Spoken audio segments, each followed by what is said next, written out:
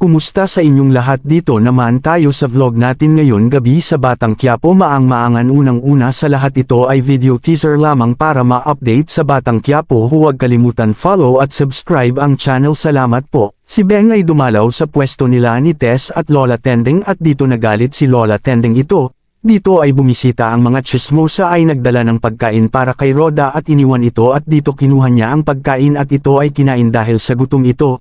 Dito ay si Beng nagalit din ito dahil di lagi niya masagot ang tawag kaya pinaalis ito ni Lola Tendeng at si Tess lang ang nagpakumbaba nito kay Beng. Dito ay kinuha niya ang salamin at sinabi niya sa sarili na kaya niya ito.